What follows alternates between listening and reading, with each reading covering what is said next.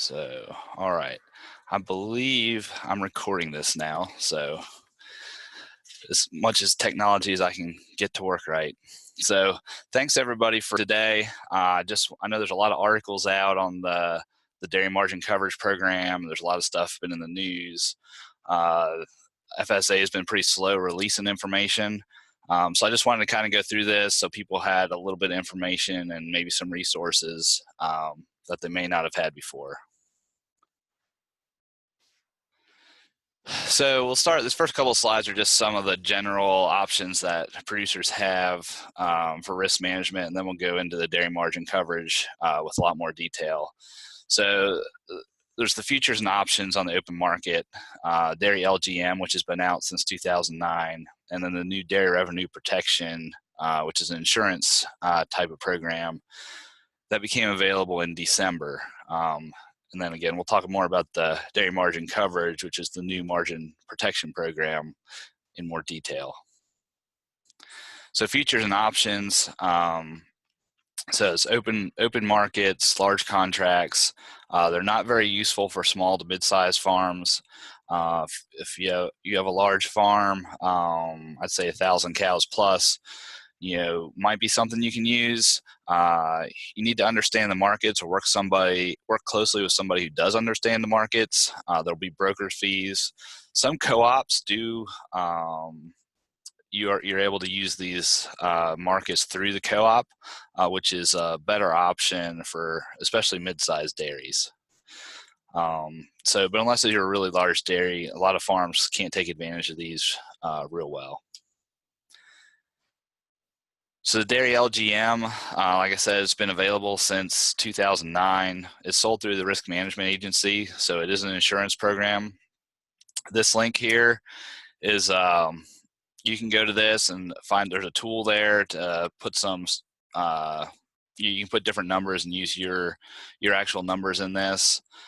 In the old Farm Bill, you can only do LGM or margin protection program, but not both. In the new Farm Bill, you can do the LGM along with the new margin protection program. So you can do both on the same milk. So that's one of the new caveats in the new Farm Bill. You cannot use LGM and dairy RP on the same milk.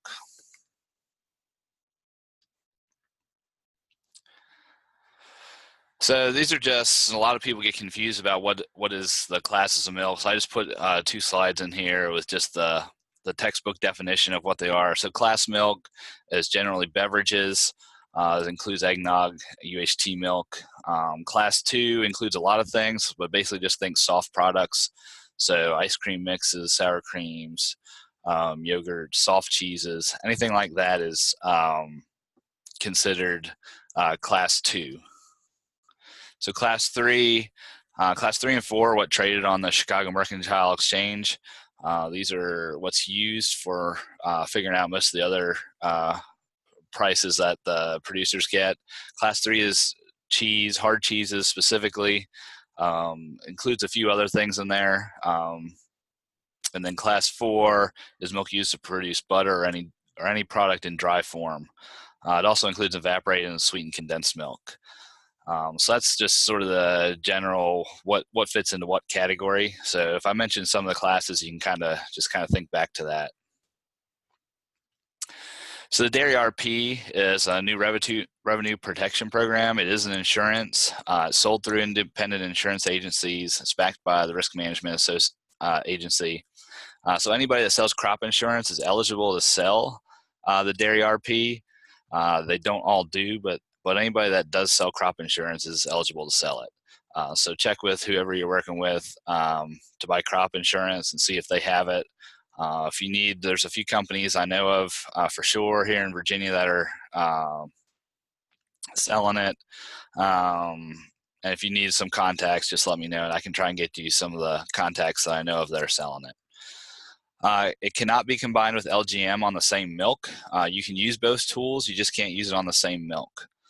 So you could use one for the first half of the year and one for the second half of the year, or vice versa. You just can't use it on the same milk at the same time. It's very similar to crop insurance. Uses the markets. You can use it with the dairy margin coverage protection. The program was developed by American Farm Bureau Federation. So they're really, really high on this. I'm not as high on it as they are, but I do think it's a tool that can be used. Here's just the coverage levels and the subsidy on this. There's several different pricing options. You can price it based on components or classes, and you can use class 3 or 4. You can use a combination of different things. You can go to this tool here. This is the Farm Bureau website. There's a couple other websites that also have similar type tools, and you can sort of put your variables in here and just play around and see what it would cost, what the quote would be, and the cost on insurance. So I'm not going to go into a lot more detail on this right now, but I guess one thing these next 2 slides I'll kind of show you. If you're thinking about using this or have a producer that's thinking about using this, this is just a graph of if you protected this insurance or bought this insurance toward the quarter closest to you, it would pay, a few times. This is, I believe, in the last 5 or 6 years. But if you protected the quarter furthest away from you, this is how often it would have paid out. So if you're going to use this, I would look more towards further out, protecting some of your milk versus looking at it closer. And it sort of makes sense. The futures, they move, some days it seems like they move a lot, but they really don't move a lot in a short amount of time. They'll move a lot over time, but they're not going to move, next month's isn't going to change by $1.50. It just is very, very rare that ever happens. But 12 months from now, you might see that bigger movement up or down. There's more of a chance of that happening than in the next 2 or 3 months. So if you're going to use this, I would just say, look to using it more further out versus the quarter closest to you. So now I'm going to get into the dairy margin coverage program. So this replaces the old margin protection program. The framework is exactly the same, but the numbers are much, much different. So you can cover 5 to 95% of your production. Previously in the old program, it was 25 to 90% of your production. So this helps smaller farms on the upper end, and it helps larger farms by lowering the lower end of the coverage scale. And I'll get into some graphs and sort of demonstrate how this a little bit later on to see what the difference is. But I think expanding this range just helps both ends of the spectrum, the larger and the smaller farms. The coverage goes from $4 to $9.50. Previously, it was from $4 to $8. They didn't change the formula to figuring out the margin. There was one change in one of the feed prices that'll have a slight effect on it, but it'll be a few cents from what they figure. So basically it's going to be these actual numbers are going to be the same as what they would have been in the old MPP program. So a lot of people didn't like that program, which is pretty understandable. But because the old MPP program was in the Farm Bill, the previous Farm Bill, we were able to get this in here. I don't think if that was in there, we would have been able to get this. So that's the benefit of having the old program. It sort of gave you a framework, and then they said, all right, we have the framework. We just need to change the numbers because we didn't get the numbers right the first time. So that's kind of how they went about this. They left the framework the same, but just changed the numbers. So it still uses a farm's historical production data, and this is the highest annual production from 2011 to 2013. There was an annual production adjustment based on the national production average every year. The last adjustment, it was January 1st. There will be no more adjustments for the next 5 years. So farms that use the MPP program, they don't really have to do anything. The FSA office already knows what that production is, so they don't have to fill out any paperwork. If you've never been client of the FSA, then you'll have to get your historical production from your co-op. A lot of times, most of the co-ops know exactly what to give to the Farm Service Agency office, so it's not too big a deal. Just gotta talk to the right person in your co-op to get it, and they know exactly what to send to FSA. So there will be no more adjustments after January 1st. So we'll get into to the actual costs on another slide or two, but there is, if you commit to for the 5 years, which is the life of the current farm bill, you do get a 25% discount on your premiums. So at the 950 level for under 5 million pounds, the premium is 15 cents a hundredweight. The 25% discount would be 11.25 cents. And again, that's for the less than 5 million pounds.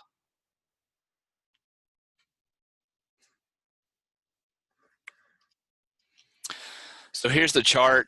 If you followed it at all, you've probably seen this chart somewhere along the way here. The old Tier 1 for MPP, which is 4 million pounds or less, here in the red column. Those were the premiums for this coverage. In 2018, things were bad enough that Congress actually made a change to it just for 1 year. They made Tier 1, Tier 2, they changed it from 4 million to 5 million pounds, and they significantly reduced premiums for both Tier 1 and Tier 2. So the new dairy margin coverage program, Tier 1, they left it at 5 million pounds. But as you can see, the premiums are very low. So it's nothing. It's only the $100 administrative fee for $4. It's just considered catastrophic coverage, and this is for under or over 5 million pounds. And then you're here from 1/4 cent to 15 cents for 950 coverage. So this 15 cents for 950 coverage is just a little bit higher than what $8 coverage was last year, and significantly less than the $8 coverage in 2016, 2017. And again, if you commit to 5 years, that goes down to 11.25 cents. So it's a pretty reasonable premium. Tier 2 is over 5 million pounds. These are so as you can see, the $4.50 and $5 are actually exactly the same per hundredweight of milk, 1/4 cent and 1/2 cent, and then they start to go up significantly. So we'll go through some scenarios here in a couple minutes on some of these to show how it works a little bit more. This is just a chart. I believe the University of Wisconsin put this together. The last 4 years under this new program at 15 cents with monthly payouts. This is everywhere you see green, it would have paid out that month. Everywhere you see red, you would have just paid the 15-cent premium. So it would have paid out pretty often on a monthly basis. This is a chart over the last 19 years. Again, the University of Wisconsin put this together. It would have paid out basically 17 out of 19 years. It would have paid out at least something. In 2009, you're looking at over $4.50 a hundredweight on covered milk. 2018 would have been up here around $2. 2017 was just above break even, just enough to cover the premiums. So 17 out of 19 years is pretty often to have an indemnity payout. So we'll see going forward. You can only guess on what the next 5 years milk prices are going to bring, but if it pays out this often in the next 5 years, Congress probably isn't going to like the program. So I don't see it going forward after that. Hopefully, milk prices will be really good for the next 5 years, and it'll never pay out a cent. That'll be better for everybody, better for the government, better for the farmers, just be really good for everybody. So again, it's sort of a guess what milk price is going to be over the next 5 years. But this is just looking back the last 19 years. So you can have different coverage levels for Tier 1 and Tier 2. And again, Tier 1 is 5 million pounds and under. Tier 2 is over 5 million pounds. So that's something new. The old margin protection program, when you were if you bought a coverage at $8, you were stuck at $8 for all your milk, no matter how much you shipped. Now you can do a different level for Tier 1 and Tier 2. The enrollment's going to begin on June 17th. If you have a producer that's thinking of selling out, as long as they're selling milk on June 17th, they can still get into this program and take any payments for the beginning of the year. It'll be retroactive to January 1st. Premium payments will be due by the end of September. And that's going to be true for every year going forward. The premium payments are going to be due before September 30th. Most likely going forward, once they get all these rules kind of made up, the election, if you elect to do each year, will be probably somewhere between September and December. They don't have that out yet, but so this fall will probably be the election year for 2020. It's not going to be retroactive every year. So once they get all these rules by the middle of June, they should have that information out as well.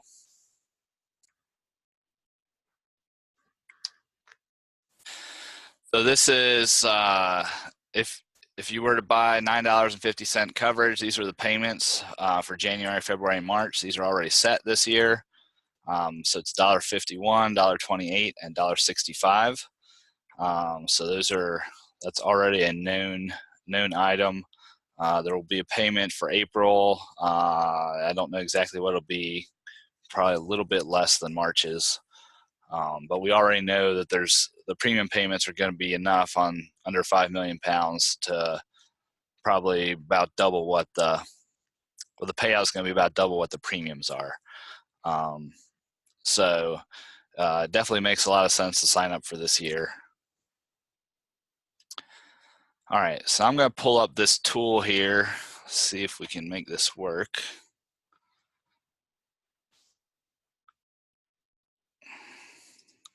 Here we go. All right. So if you go to that link that was in that last thing, again, that'll be in the recording. So you can always go back and pull up that link, but it'll bring up this page right here. This is the University of Wisconsin contracted with USDA to come up with these spreadsheets and tools to use. So they're free for you to use. You can just type in that website and bring it up. There's a disclaimer. So once you just click agree that they're not liable if milk prices drop or something. It's just a resource tool for you to use. And it'll bring you to this page here, this dairy margin coverage decision tool. Hey, Jeremy. Yeah. I may be the only one, but I can't see the page. You can't see this page? Okay. Let me.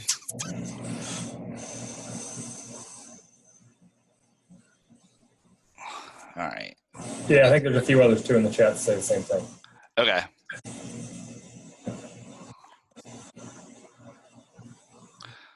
Let me see if I can get it up here. Can you see it now? No, still not yet. Okay. All right, let's see. Share. Screen 2. What do you see now? Same thing? Nope, that's right. Can you see this program on dairy markets and policy? Yes. All right, perfect. Thank you. Yep, thanks for letting me know. All right, so anyway, so you didn't see this first page. Let me see if it'll let me go back here. So just click on that. You'll come up with this, just be this disclaimer, just click agree.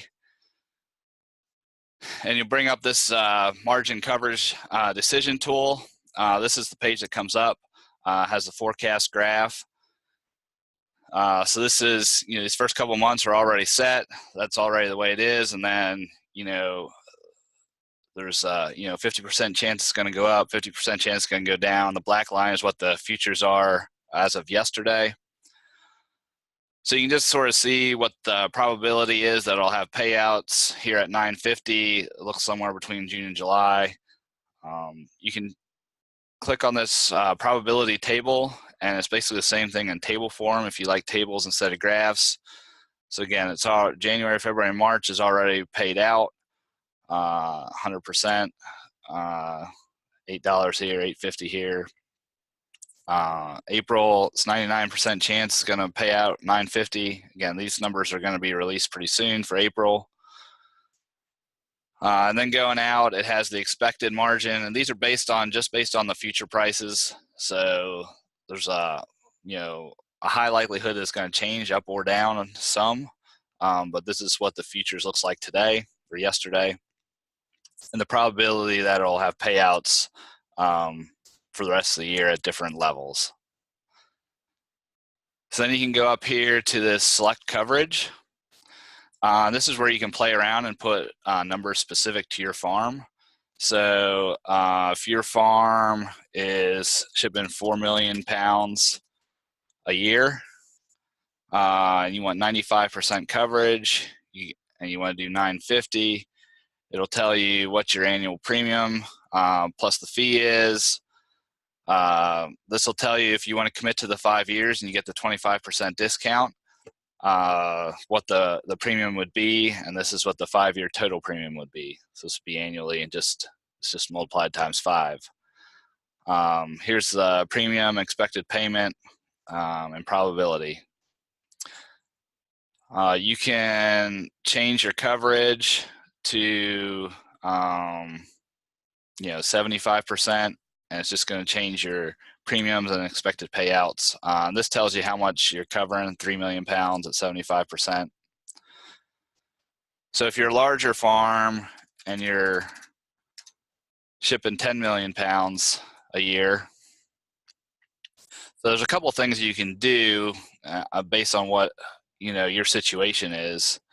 So you can say, all right, I want to do 95%, and I want to do my first 5 million pounds at the 950, but I basically want to spend zero for anything over 5 million pounds.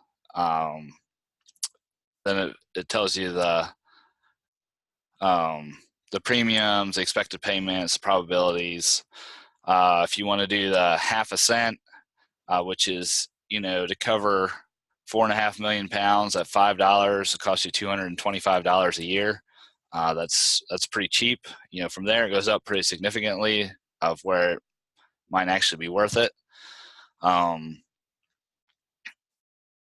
So there's one caveat to this. You can have different coverage levels, but only if you're above $8. If you do $8 and you're over the 5 million pounds, you're stuck at $8 for all your milk. So basically you don't want to do that. You're either going to want to do a lower amount or do a higher amount for your first 5 million, and then you can choose a lower coverage for everything over 5 million. The other thing that you can do is take this percent and get it down to 4 million pounds. If you do 40% or 50% would be 5 million pounds. And then let's go 40. We'll go 45%. It's 4.5 million pounds. And then all the milk you're covering is in tier 1, and you're not covering any milk above the 4.5 million pounds. And then you can choose whether you want to do 950 or 850 or just the catastrophic $4. Each farm can sort of look at it and see what they want to do. But that's another way to just cover tier 1 milk, is to change this percentage in this box here. So there's things you can play around with. One of the other things, if you paid MPP premiums from 2014 to 2017, they're refunding them at 50% in cash, or 75% if you put it towards this premium. So they got a little button here, and if you paid $5,000 in and didn't get any indemnity back, you can either get $2,500, get a check back, or you can get 75% as a credit. towards this DMC premium coverage. So if you're gonna use DMC and you have this to get back, I would definitely take the 75% and put it towards your premium. It's just a little more bang for your buck. So that tool is also part of this here. Is there any questions on that? I gave you the link there. You can go in and play around with this. It's a really good tool. I'm told they're gonna add a button over here on the side somewhere that once you figure out your coverage levels, say you want here and here, you can click on that button, it'll print out a PDF, and you can actually take it to your FSA office and, you know, sort of show it to them. My guess is most FSA offices will have this right there. You can look it up right there as well. But it's a really good tool to play around with different coverage levels, different percentages, and just see what the premium's going to be, what the payouts might be. So use it. It's free. It's available. So it's a really good tool.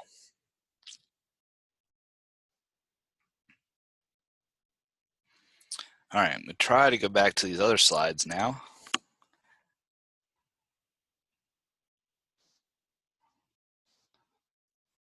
All right, can you see that this page with the dairymarkets.org MPP/tool? Yep. All right, great. All right, so that's the website where that tool that I was just on. Feel free to use it. Like I said, they're supposed to make a few more upgrades to it here soon. That should be available before the June 17th buy-in date. So this is just a little scenario. If you have 5 million pounds of milk, so we know January's, February, and March's payments. If you cover 95%, this is how much per month. These are the payments. Total payments of $13,616. Less the administrative fee, the premium at 15 cents. Again, if you chose for 5 years, it'd be 11 1/4, so it'd be about 2,000 less than that. Total cost of 8,000. So you'll see in here the 6.2% sequestration. So back a few years ago, when the government put sequestration in for all government payouts, that's the percent for 2019. I believe it was 4 or 5 years ago when they did that. So that's going to come out unless they change something. That's going to come out on all payments, the 6.2%. So your net payment is still going to be $5,547 on. That's just on the first 3 months, and that covers your premium for the entire year. So any payments after that are going to be on top of this. Nothing else will be taken out of it. So for this year, 5 million pounds or less at the 950 level, it's gonna have payouts. If you're over 5 million pounds, it's not. But again, one of the things, the benefits of uncoupling that milk is you can cover the 950 on 5 million pounds or less and have lower coverage on the 5 million pounds or above. So that's one of the big benefits to the new DMC versus the old MPP program. So this is just a scenario that the University of Wisconsin had put together. It's a couple months old, these numbers, but they're not too far off from what they are now. So if your the forecasted DMC feed ration cost for the entire year of 2019 is $8.55. So this is just the range, $8.45 to $8.68. I believe the last I looked, it was just slightly higher than that, but still around $8.60. So if you choose $9.50 coverage, that translates to $8.55 plus $9.50, so $18.05 U.S. all milk price. Again, this is the U.S. all milk price. This is before any premiums, before any deductions, any of that kind of stuff. So since 2015, the U.S. all milk price was about $1.40, 100 weight higher than Class 3. So the approximate Class 3 floor price for DMC is going to be $16.65 for Class 3. The futures, that's about what they're trading at this month. And then they go up for the rest of the year. So last year, a lot of those futures were down in the 14s. I believe there was a month or two below $14. So those months would have paid out pretty significantly. So if your estimated basis is $1.50, and in Virginia we're close to $2, so it's a little bit higher. So it'd be even a little bit higher than this for all milk mailbox price in Virginia. So it does provide a significantly better coverage than what the old program did. So you deduct the 15 cents up for the premiums, and you've protected about $18 per hundredweight for an all milk price. Again, this isn't the actual price the farmer's going to get necessarily, because they're going to have different hauling, different premiums, different butterfat levels that they're getting paid for. Each co-op's a little bit different. We have Virginia Milk Base, which affects our producers here in Virginia. So those are all factored into it, but this is still, when this program works on the all milk price, doesn't work on the actual producer price. So there's still a basis of coverage, at least a floor. This $9.50 coverage gives producers over what they've had for a while. Again, best case scenario is milk prices are going to be high enough we never see a payment, and that's going to be better for everybody. So this program is very good for farms less than 200 cows, and it gives a lot more options for larger farms. So they're working on finalizing the rules. They still don't have them all out yet. You'll have 5 years to take advantage of this. So barring legislation to change the farm bill, these numbers, the chart I showed with all the numbers and the premiums, those are set for the life of the farm bill. Most likely it won't be in the next farm bill. If it pays out like it would have in the past 5 years, it won't be in the farm bill because they're not going to like how much it costs. Now again, hopefully milk prices go up, it doesn't pay out at all. They'll leave the program in the farm bill. Farmers will be happy because they're getting a good amount for their milk, and all will be great. But unfortunately, that's not always reality. So we'll see, but it looks really good, at least for a base for producers, especially the ones, like I said, 200 cows or less. So a couple other Farm Bill items. So the MPP premium reimbursement, which I talked about a little bit, 50% cash, or 75% towards dairy margin coverage premiums. You must make this election by September 20th of this year. So if you're owed a reimbursement, you need to talk to your FSA office and let them know which you want. If you want the refund, or if you want to put it towards DMC premiums by September 20th. I'm told the producers are going to be getting a letter telling them this information. I haven't heard of anybody getting it yet, but it's supposed to be coming out. So some other Farm Bill items and changes.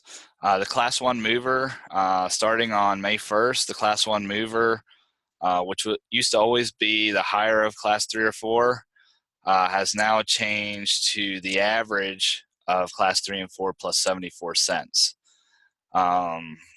This is a permanent change until legislation to change it back or do something different.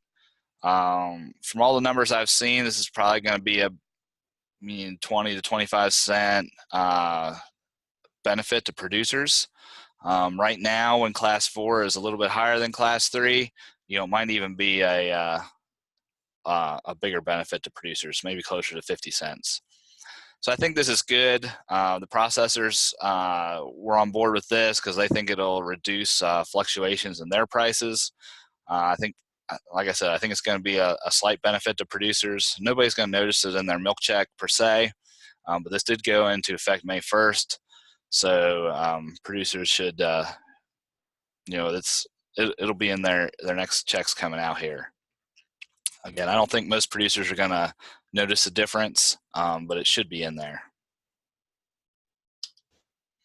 So the milk donation program changed a little bit. There's $9 million earmarked for 2019 and $5 million per year from 2020 to 2023. Milk, when it was donated in the past, when fluid milk was donated, it was classified as class 2, which is a cheaper class, even though it was fluid milk leaving the market, getting bought and donated. So they've actually changed it. So if the government or anybody buys a gallon of milk and donates it to a food bank, it's classified as fluid milk, which is what it should be all along, versus class 2, which is what they were classifying it as. So this should be a positive change too. I'm not sure how much of a difference it's going to make in milk price, but I think it'll more accurately show what milk is being moved where.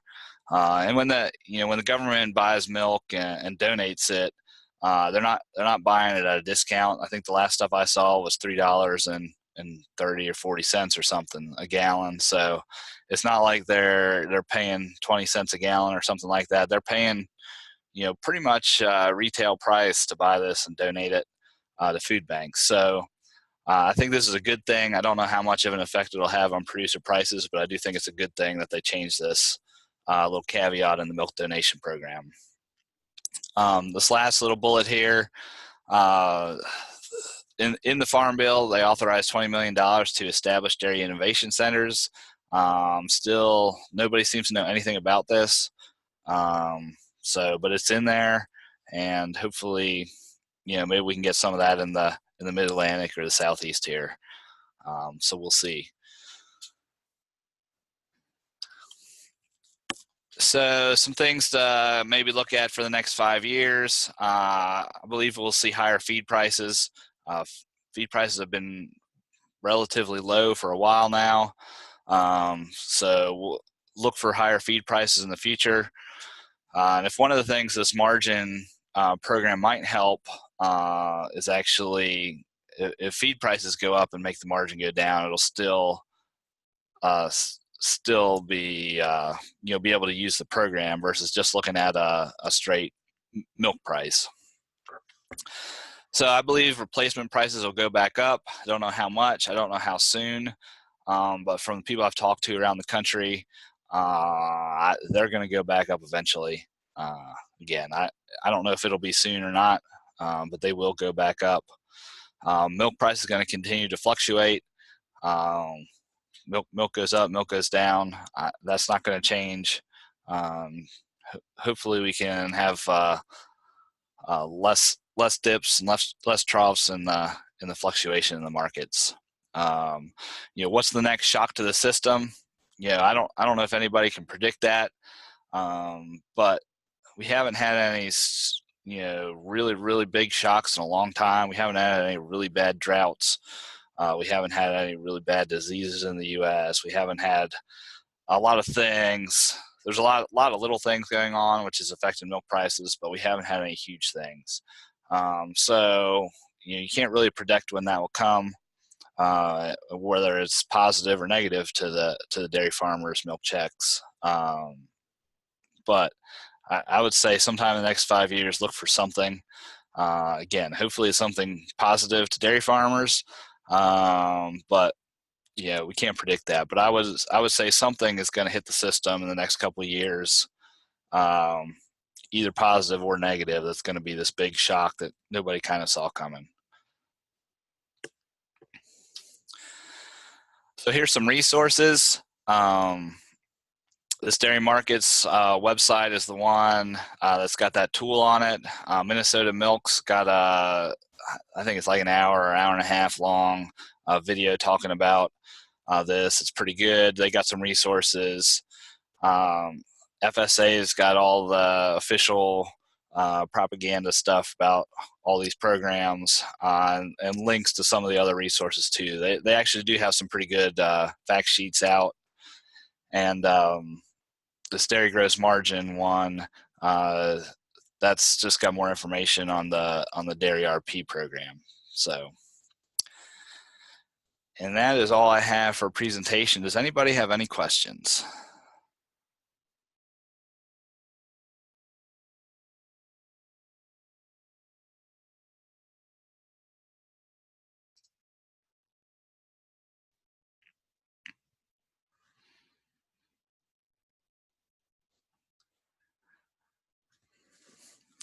If not, thanks for listening today. And I did hopefully recorded this. I think it's recorded, and I'll try and send out the recorded link. And if you want to watch it later or get some of those links out of there, feel free to use those resources, or if you want to pass it along to either a producer you work with, or if you are a producer, maybe some of the people you use, nutritionists, bankers, whoever. So. And feel free to reach out to me at any point in time if you have any questions. We're here to help in extension. So thanks a lot.